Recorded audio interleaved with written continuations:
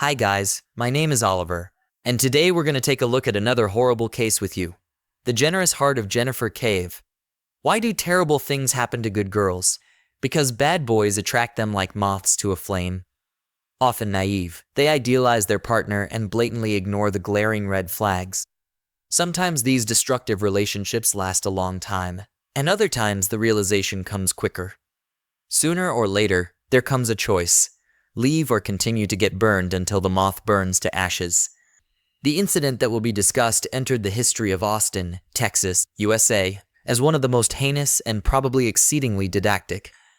Jennifer was nowhere to be seen late on the evening of August 16, 2005. Jennifer Cave, the new girlfriend of Michael Rodriguez, was last in touch throughout the night. Michael waited for her call. However, exhausted from work, he unwittingly fell asleep. By morning, there were no missed calls from her. Concerned, Michael remembered Jennifer had promised to call him back once she had dropped off her friend Colton at home. He was uneasy about the fact that she had to go out of her way because Colton did arrange his own ride home, and generally, he didn't trust Colton and his lifestyle. Meanwhile, Jennifer's roommate, with whom she lived, found Jennifer not at home. Her alarm clock was blaring, but there was no one to turn it off. It seemed Jennifer hadn't spent the night at home. Her friend became worried. They usually informed each other of their plans. She tried calling Jennifer, but there was no response, which was uncharacteristic of her. Jennifer had her first day of work today. It was unlikely she would go without changing, the roommate thought.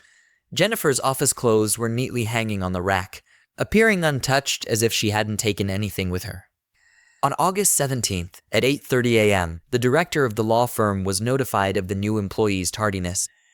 During her internship, Ms. Cave had made a positive impression.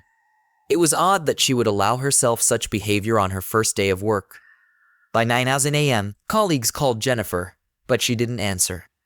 Around 11:00 a.m., the employer sent one of the managers to check on her at home.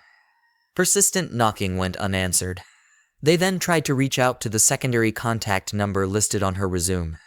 Sharon Sedgwick, Jennifer's mother, answered the call. She was surprised and seemingly disappointed by the call. She said she would try to locate her daughter. Sharon also couldn't reach Jennifer. Growing worried, suspicion crept into her mind. Apparently, she's dropped everything again for that irresponsible young man, she concluded. No one in Jennifer's circle liked her ex-boyfriend Colton Panak.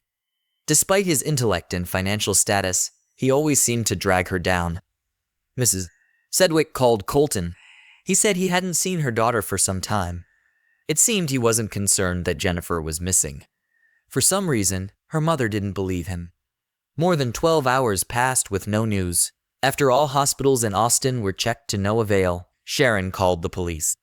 She reported her daughter missing and expressed concern that she might be in danger at Panak's house. Following the call to law enforcement, Sharon, along with her husband Jim Sedgwick, went to Colton's place to speak with him personally. However, he didn't open the door for them or the responding officers, claiming he had no desire to talk and they had no search warrant. He knew his rights well, so the police had to leave. However, the situation was suspicious. Jennifer's car was found near Panak's house. Although the car was empty, its presence in the parking lot was thought-provoking. It appeared Jennifer was indeed inside the house. Sharon and Jim were certain something had happened to her. The police decided not to waste time and inspected Jennifer's house. However, they found nothing of interest. The only leads were information from Michael and Sharon, as well as Jennifer's car near Colton's house. Michael recounted how Jennifer went out to meet with friends on the evening of August 16th to celebrate getting a job. She had called him several times. Among the friends was her ex-boyfriend Colton, who was with her at the time of the call. During the conversation, Jennifer didn't seem scared or worried, but mentioned that Colton was acting strangely, so she needed to take him home. After that, contact with her was lost. All clues led to Panak's residence. While the police were hesitating, Sharon and Jim decided to take matters into their own hands. They drove to Colton's place again. Upon arriving at the apartment complex, they knocked on the door, but no one answered. Sensing something was terribly wrong, the girl's parents decided to call a locksmith to open the lock. However, Jim found a better way. One of the apartment windows was open, and he decided to enter through it. Inside, everything was scattered around. It was clear that no one had maintained order in the house, and the apartment itself resembled more of a den. The man was hit by a putrid smell that immediately triggered his gag reflex. Covering his mouth with his hand, Jim moved toward where the smell was even stronger. The house was empty. Looking into the bathroom, Jennifer's stepfather noticed clutter. Upon closer inspection, he saw a dismembered female body. The head and limbs had been severed. Nearby lay trash bags and a sports bag. Horrified, Jim began to examine their contents. Inside were the remaining parts of the body. The legs of the deceased were covered with freckles just like his stepdaughter's. However, the corpse was so mutilated that it was impossible to definitively identify who it was. The man hoped until the last moment that it was not his stepdaughter. After regaining consciousness, he called the emergency services. Jennifer's life. Jennifer Cave was born in March 1984 near Bishop, Texas. Her family lived in a modest farmhouse. Sharon, her mother, was in her second marriage, which brought 3 more children into the family: Jennifer herself, Lauren, and Clayton. Vanessa, from Sharon's first marriage, was the oldest sibling. Charlie, Jennifer's father, worked as a welder. He was a decent husband and father until alcohol turned him into someone mean and unbearable, hurling insults and causing trouble. When sober, he was calm and respectable. Despite the unstable home environment, the family remained close-knit. Sharon worked as an accountant at a chemical plant while also taking care of the home and children. Unlike her more sociable brother and sister, Jennifer was shy. While they easily made friends and played outside, she preferred the company of books, which sharpened her intellect and gifted her with an excellent memory. Her passion for reading affected her eyesight, requiring her to wear glasses. Just like the braces in her mouth, the glasses didn't help her self-esteem. Confidence was not characteristic of our heroine, but that didn't stop her from actively participating in school's social and athletic activities. Eventually, her father's destructive habit led to the family's breakup. After the separation, Jennifer and Clayton stayed with Charlie. They supported him with great compassion. Trying to prevent his downfall, Jennifer wanted so much to help her father quit drinking that she overlooked his lack of will to fight. 4 years after the divorce, in 1999, Sharon met a new man, Jim Sedgwick, by chance. As Jennifer entered her teenage years, she transformed. She got rid of her braces and contact lenses, replacing her glasses, turning her into a true beauty. However, her character began to change along with her appearance. She started hanging out with kids from troubled families, yet thanks to her high intellect, she graduated among the top of her class. Later, Jennifer enrolled in Texas State University, majoring in finance, but quickly became disillusioned with her studies and withdrew after the first semester. She spent some time attending a community college in Austin and worked part-time at a city restaurant to support herself. During this period, she dated a guy named Mark, a decent young man from a respectable family. Their relationship could have led to marriage, but Jennifer got pulled into the nightlife. She began frequenting parties and drinking, perhaps influenced by her father's genes and negative example. Her fondness for alcohol grew. Along with drinking, marijuana entered her life. Sharon tried to influence her daughter, but to no avail. It was during one of these nights out that Jennifer met Colton Panak. Jennifer Cave's life was tragically cut short by a gunshot wound to her right arm. The bullet passed completely through her arm and into her chest, striking her heart. The injury to a vital artery led to rapid blood loss, resulting in her untimely demise. What happened to her body afterward is horrifying. Forensic experts discovered multiple stab wounds across her body, with her chest and neck suffering the most damage. In total, the assailant inflicted 18 post-mortem stab wounds. The perpetrator then decapitated her and fired a shot through her throat into her head. Intending to dispose of her body discreetly, he severed her upper limbs and placed them in prepared bags and trash bags.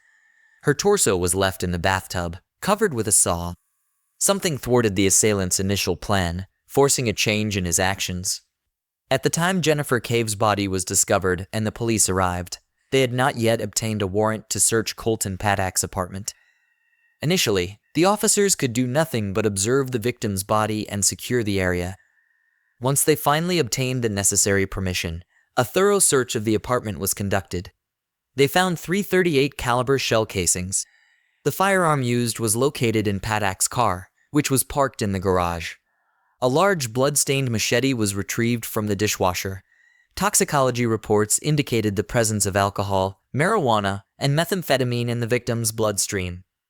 In one of the rooms, there was a road atlas with pages torn out, highlighting routes in southwest Texas.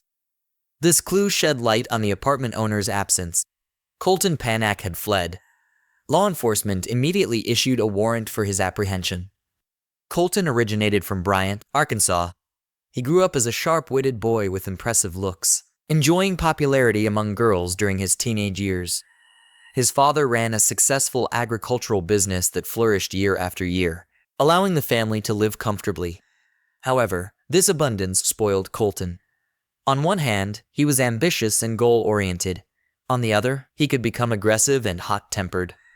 Colton was passionate about skateboarding and played the guitar. He attended a Catholic boys' middle school in Little Rock, where he excelled academically and frequently made the honor roll. He was also a National Merit Scholarship finalist. In 2000, Panak was one of 7 senior finalists at his school and among 166 in the state.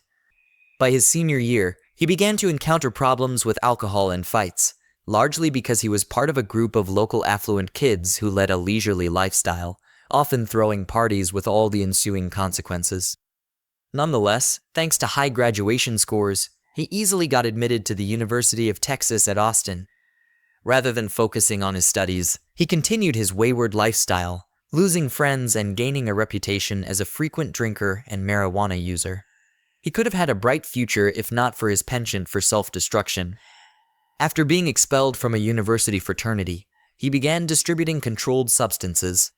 His parents fought to curb his addiction, even taking him back home. A fateful meeting in the spring of 2004. Jennifer and Colton met at a party. They were instantly drawn to each other. Jennifer, who often idealizes people, decided to give a potentially dangerous relationship a chance rather than run from it. Their friendship gradually grew into love. Over time, Jennifer began using illegal drugs with Colton. His luxurious apartment gradually turned into a den of excess, and using illegal substances together became a household rule. As a result, Jennifer's addiction only got worse. Her parents repeatedly tried to tear her away from these addictions.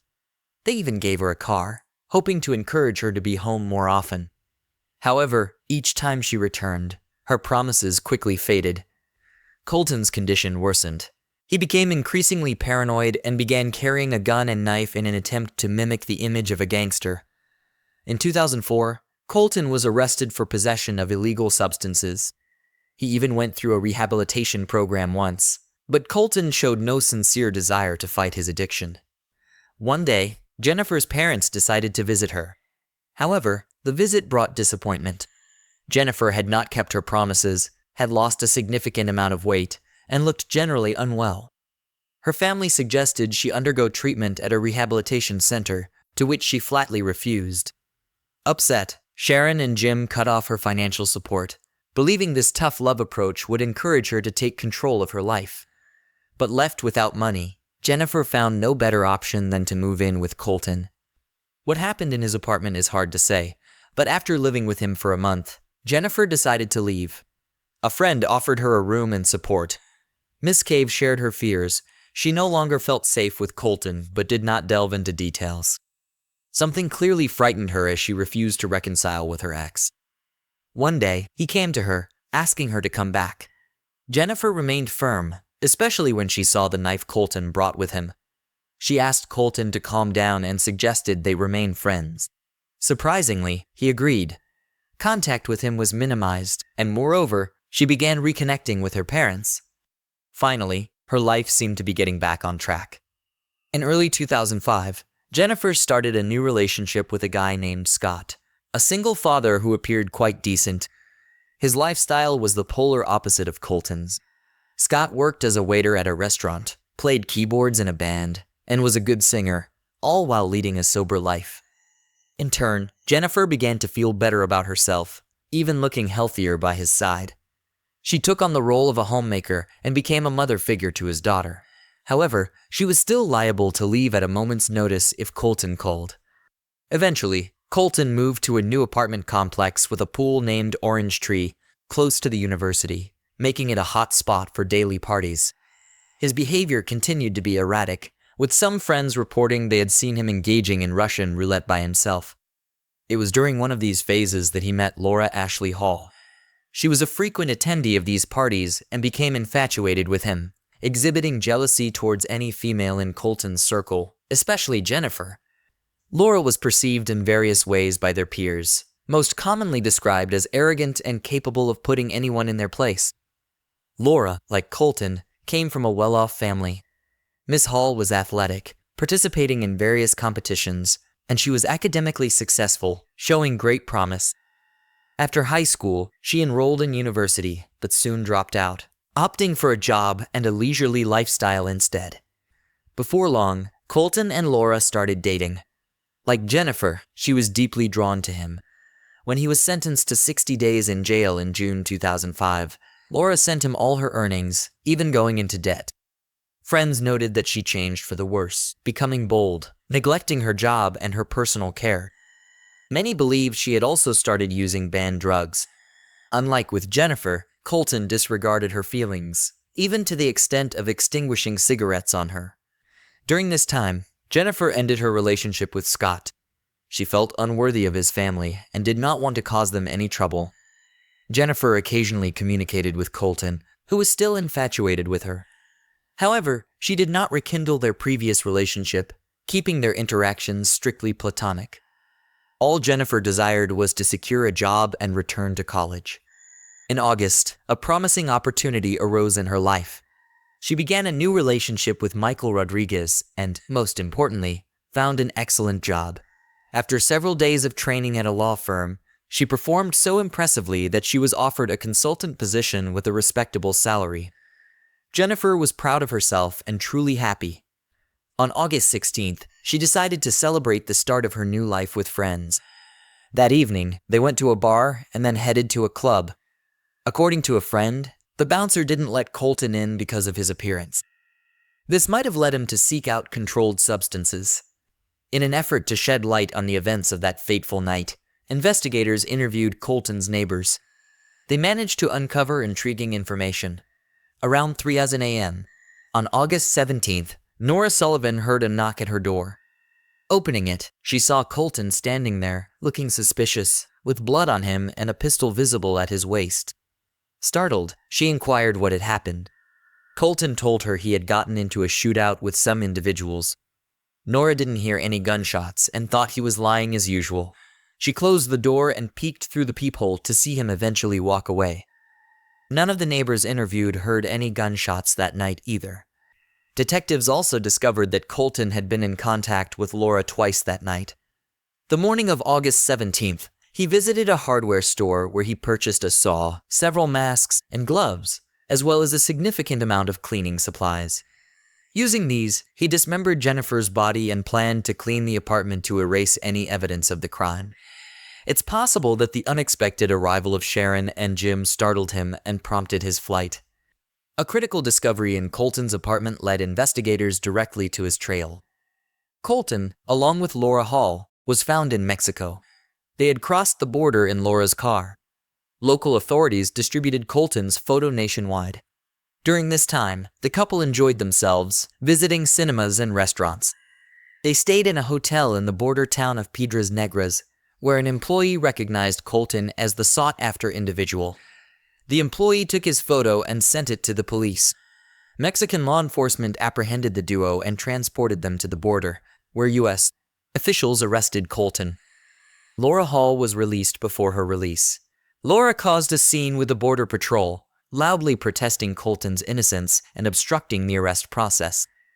Later, she admitted that their trip to Mexico was the best experience she'd ever had.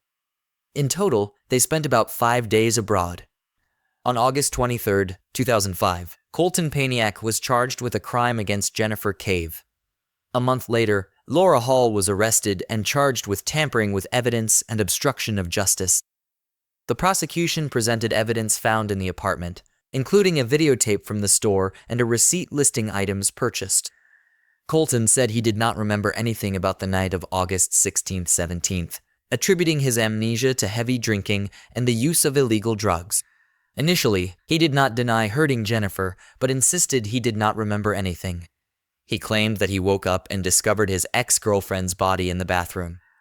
After discovering the body, he contacted Laura, who advised him to buy a saw and cleaning supplies. She helped dismember the victim and hide the body parts in bags. The prosecution argued that she was responsible for Jennifer's post-mortem injuries. Colton later hinted that Hall may have been motivated by jealousy, suggesting her involvement in an act of revenge against her rival. However, both defendants pleaded not guilty.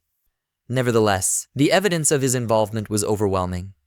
First, Jennifer's body was found in Colton's apartment. His fingerprints and DNA were found on the machete, saw, and firearm found at the crime scene, and the weapon in his car was identified as the crime weapon. In addition, he was the one who purchased the cleaning supplies from the store. The jury had no doubt of his guilt. On January 29, 2007, Colton Paniak was sentenced to 55 years in prison, with parole eligibility after serving at least half of his sentence. His earliest release date will not occur until 2060. The case against Laura Hall proved complex. The prosecution suggested she could have acted out of blind affection for Colton. Laura's DNA was found on one of the victim's shoes, a store towel, and even the firearm used. The defense argued this only proved her involvement in disposing of the body, not in the initial act. They couldn't prove she was the one who fired the first shot attributed to Jennifer's head post-mortem. No evidence placed her at the scene at the time of the crime. Laura insisted she only learned of the crime when Colton told her and claimed he forced her to flee to Mexico with him. However, witnesses from their time in Mexico reported the couple seemed to enjoy their trip. In 2007, Laura Hall was found guilty of obstructing justice and tampering with evidence, receiving a 6-year prison sentence. A subsequent trial in 2010 resulted in the maximum sentence of 11 years and a $144,000 fine. Laura was paroled on March 15, 2018, with GPS monitoring, completing her sentence in August of the same year. Her whereabouts thereafter remain unknown. Colton Paniak remains incarcerated. He has filed multiple appeals, all of which have been unsuccessful. In these appeals, he consistently stated that he has no memory of the tragic night's events. However, he revealed that there are witnesses who claim Laura confessed to Jennifer's demise. He alleges that during the trial, the prosecutors were aware of this information but failed to disclose it to his defense team, suggesting a possible setup. Although Paniak's legal motions were denied, this revelation raised questions among the public. Moreover, Jennifer's parents believed that Laura's punishment was insufficient. They are convinced that she played a more significant role than she admits. Unlike Colton, Hall has never expressed remorse or regret for Jennifer's death. She referred to Jennifer only as that girl or the dead girl, sometimes even using derogatory terms. To this day, the exact events of that fateful night remain unknown. Only Jennifer knows the truth that the walls of Paniak's residence silently conceal. Sadly, the dead cannot speak. Jennifer's life was cut short in her prime. Regrettably, she realized too late an essential truth. Staying away from certain individuals and ceasing communication with them could mean saving oneself. Thanks for watching. Guys, this was Oliver with you. Subscribe to the channel. There are many shocking stories ahead.